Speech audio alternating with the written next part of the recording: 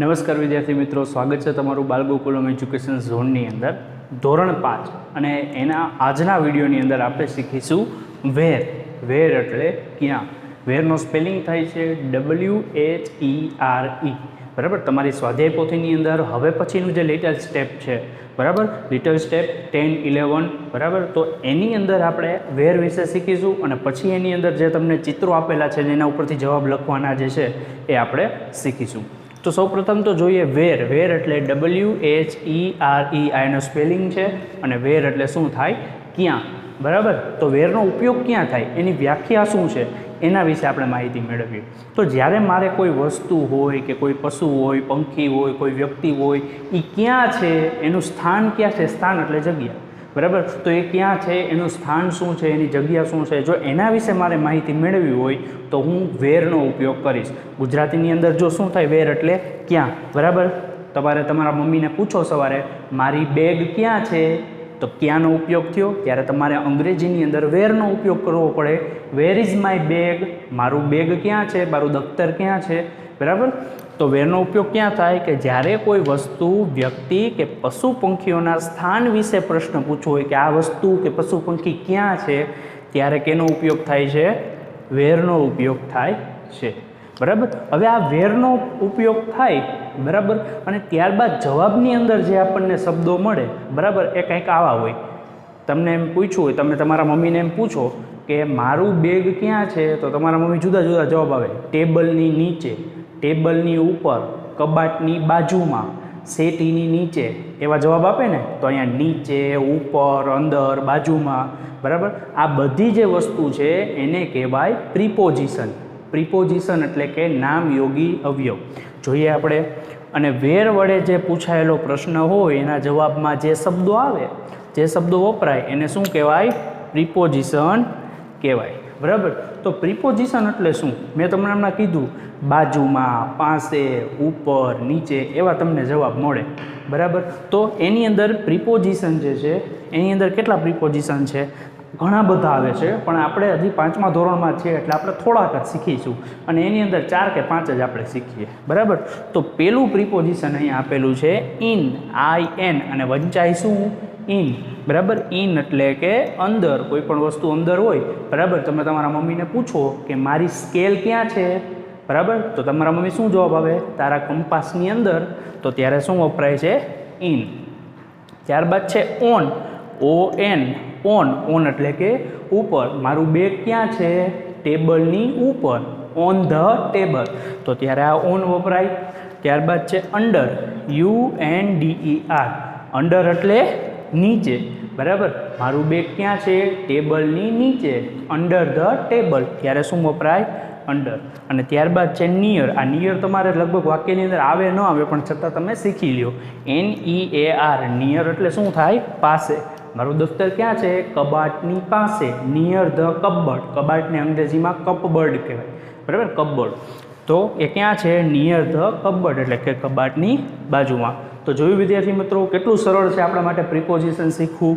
કેટલા પ્રિપોઝિશન આપણે જોયા? ઇન, ઓન, અંડર અને નિયર. ઇન એટલે અંદર, ઓન એટલે ઉપર, અંડર એટલે નીચે અને નિયર એટલે પાસે. તો આટલા પ્રિપોઝિશન જોયા. હવે આનો વાક્યમાં ઉપયોગ ક્યાં કરવો એના વિશે આપણે માહિતી મેળવીએ, બરાબર. તો તમને અહીંયા એક પ્રશ્ન પૂછેલો છે, વેર ઇઝ ધ બોલ. જો પ્રશ્ન શેનાથી પૂછેલો છે? વેરથી પૂછેલો છે. શું લખ્યું છે? Where is the ball. દડો ક્યાં છે? એનું ગુજરાતી શું થાય? દડો ક્યાં છે? તો તમને અહીંયા એક આકૃતિ બતાવે છે, જોવો જોઈએ. દડો ક્યાં છે? કબાટની અંદર છે ને, બરાબર. ક્યાં છે? કબાટની અંદર. તો આપણે એનો જવાબ અહીંયા પેલી આકૃતિ મુજબ એનો જવાબ આપણે આ ખાનામાં લખશું, બરાબર. તો કબાટની અંદર છે, બરાબર. તો એની અંદર શું લખીશું? It is in the cupboard.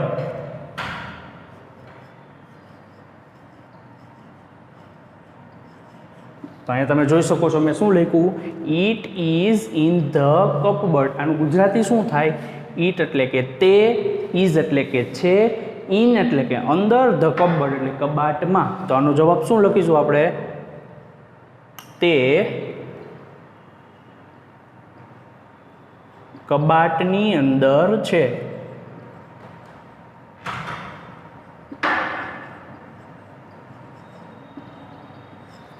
તો આ જોયું. હવે આપણે બીજી આકૃતિ જોઈએ. તો અહીંયા બીજી આકૃતિ જુઓ. હવે દડો ક્યાં છે જોવો જોઈએ. કબાટની ક્યાં છે? ઉપર છે, બરાબર. તો અહીંયા આપણે ઇન લખ્યું, એની જગ્યાએ ઉપર માટેનો શબ્દ શું થાય? ઉપર. અહીંયા જો કબાટની અંદર હતો તો આપણે શું લખ્યું? ઇન લખ્યું ને. હવે એ ક્યાં છે? કબાટની ઉપર છે. તો આપણે અહીંયા જવાબ બી પ્રમાણે લખશું. It is on the cupboard. ક્યાં છે દડો? કબાટની ઉપર. તો લખીએ ઈટ એટલે કે તે, ઓન ધ કબર્ડ એટલે કે કબાટની ઉપર,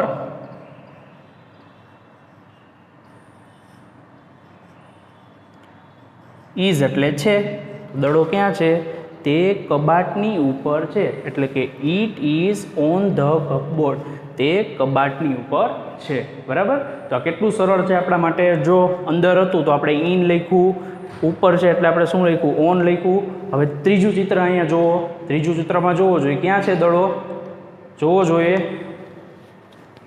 કબાટની નીચે છે, બરાબર. તો કબાટની નીચે છે તો નીચે માટે કયો શબ્દ વાપરો આપણે?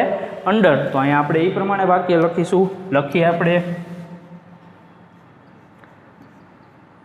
It is under the cupboard.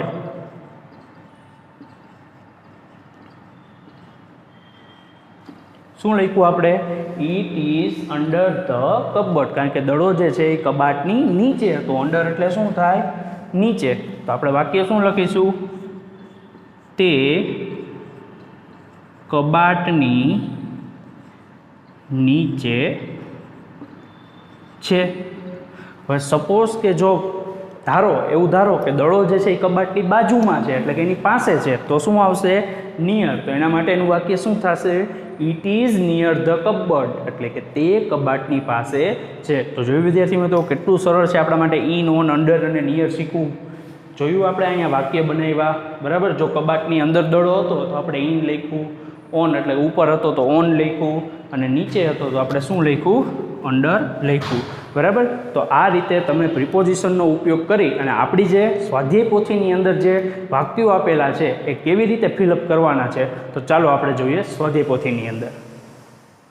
તો ચાલો હવે આવી ગયા છે આપણે સ્વાધ્યાય પોથીની અંદર, અને સ્વાધ્યાય પોથીમાં પેજ નંબર 20ની અંદર તમને આ વેરવાળો ટોપિક આપેલો છે. એની અંદર કેટલાક ચિત્રો છે, પ્રશ્ન પૂછેલા છે અને 2 વિકલ્પ આપેલા છે. એમાંથી તમારે સાચો વિકલ્પ જે છે એ પસંદ કરીને લખવાનો છે.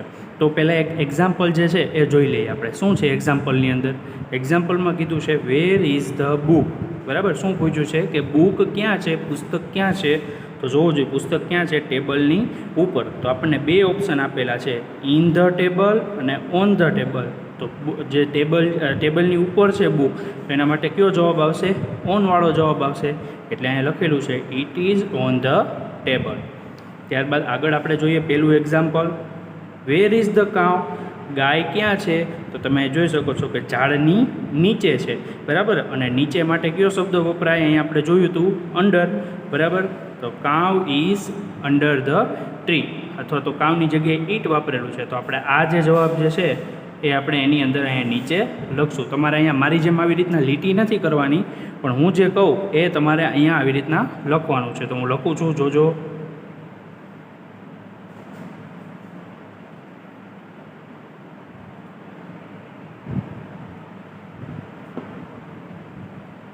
It is under the tree, એટલે કે તે ઝાડની નીચે છે, બરાબર. હવે આગળના જે બધા છે હું લખીશ નહીં, બરાબર. માત્ર ને માત્ર નીચે લીટી કરીશ, તમારે એને જાણવાના છે. ઓકે. તો બીજું જોઈએ આપણે. બીજું શું છે? તો કે એક દફતર આપેલું છે અને એની અંદર બુક છે, બરાબર. તો એના વિશે પ્રશ્ન પૂછેલો છે. શું પૂછ્યો છે? વેર ઇઝ ધ બુક, એટલે કે પુસ્તક ક્યાં છે? તો અંડર ધ બેગ, એટલે કે નીચે છે, કે ઇન ધ બેગ એટલે કે અંદર છે, બરાબર. તો ઇન ધ બેગ શું આવશે? અંદર. બેગ જે છે, પુસ્તક જે છે એ બેગની અંદર છે. ત્યારબાદ આગળ વધીએ આપણે. ટેબલની ઉપર એક ગ્લાસ આપેલો છે, તો ગ્લાસ ટેબલની ઉપર છે એટલે ઓન ધ ટેબલ આવશે. તો એમાં આપણે it is on the table લખીશું. યાદ રાખો વિદ્યાર્થી મિત્રો, તમારે આમ મારી જેમ લીટી નથી કરવાની, તમારે જે હું લીટી કરું એ આ ખાલી જગ્યામાં લખવાનું છે. હું જો લખીશ તો વધારે સમયનો લાંબો વિડીયો બનશે. આગળ વધીએ. ચોથું આપેલું છે કે એક મંકી છે એટલે કે વાંદરો છે એ છાપરા ઉપર બેઠેલો છે. તો છાપરાની ઉપર બેઠેલો છે. તો અહીંયા આપણને બે ઓપ્શન આપ્યા છે, અંડર ધ રૂફ કે ઓન ધ રૂફ. તો છાપરાની ઉપર, ઉપર એટલે શું થાય? On the roof. તો આપણે આ જવાબ લખીશું એની અંદર. એવી રીતના આગળ વધીએ. માછલી જે છે, વેર ઇઝ ધ ફિશ એટલે કે માછલી ક્યાં છે? તો કે ઇટ ઇઝ ઇન વોટર અથવા તો it is on water. On water એટલે કે પાણીની ઉપર, અને ઇન વોટર એટલે કે પાણીની અંદર. પાણીની ઉપર થોડીક હોય માછલી, માછલી ક્યાં હોય? In water. તો આપણે એની અંદર શું લખીશું? It is in water. આગળ વધીએ. પછી ખુરશી આપેલી છે અને ખુરશીની નીચે કોણ છે? જોવો જોઈ, બિલ્લી માસી છે એટલે કે કેટ છે. વેર ઇઝ ધ કેટ એટલે કે બિલાડી ક્યાં છે? ઓન ધ ચેર એટલે કે ખુરશીની ઉપર છે. તો કે ના.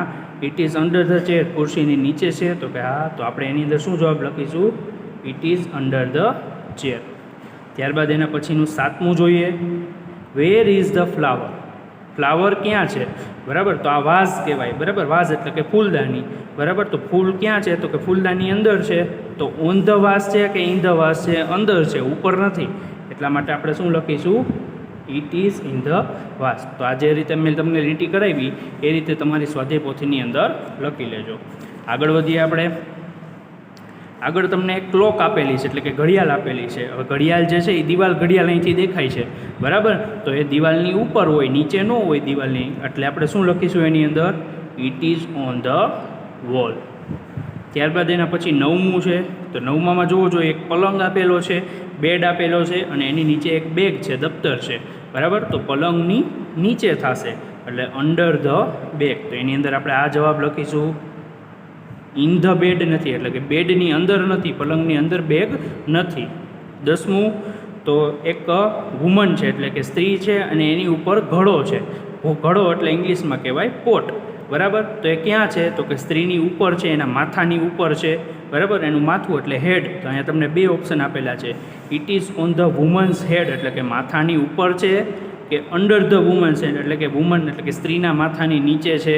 તો ઓબ્વિયસલી ઉપર જ હોય. એટલા માટે આપણે it is on the woman's head આ જવાબ લખીશું. ત્યારબાદ એક પિંજરું આપેલું છે અને પિંજરાની અંદર એક પક્ષી છે. તો હવે આના ઉપરથી તમને ખબર પડી જ જાય કે પક્ષી જે છે એ પિંજરાની અંદર હોય, ઉપર નથી. તો એમાં શું જવાબ લખીશું? It is in the cage. યાદ રાખો વિદ્યાર્થી મિત્રો, આ બધા જવાબ લખતા પહેલાં તમારે ઓન એટલે શું થાય, અંડર એટલે શું થાય, ઇન એટલે શું થાય, એ બધાની માહિતી હોવી જોઈએ. ઓન એટલે ઉપર, અંડર એટલે નીચે અને ઇન એટલે અંદર. બરાબર. અંડર એ ઇંગ્લિશ શબ્દ છે. અહીંયા અંડર જે છે ઇંગ્લિશ શબ્દ, એનો મિનિંગ નીચે થાય. અને અહીંયા ઇન એટલે અંદર થાય, એ ગુજરાતી શબ્દ છે. બરાબર. એમાં મિસ્ટેક ન થાય એનું ખાસ ધ્યાન રાખવું. ત્યારબાદ એક છોકરી છે અને છોકરી છત્રીની નીચે છે. Where is the girl? Girl ક્યાં છે? She is on the umbrella. છત્રીની ઉપર છે? ના, છત્રીની નીચે છે. તો આપણે આ કયો જવાબ લખીશું? She is under the umbrella. તો જોયું વિદ્યાર્થી મિત્રો, કેટલું સરળ છે આપણા માટે પ્રિપોઝિશન શીખવું. બરાબર. તો જે રીતે મેં તમને બોર્ડમાં શીખવ્યું એ રીતે તમે એની અંદર વિડીયો જોજો, સમજજો અને ત્યારબાદ અહીંયા સ્વાધ્યાય પોથીમાં જે રીતે મેં તમને કીધું એ રીતે અહીંયા તમારે લખવાનું છે. પેન્સિલથી લખજો, સરસ અક્ષરે લખજો અને ચેકચાક ન થાય તેની કાળજી રાખજો. Okay, good bye, take care.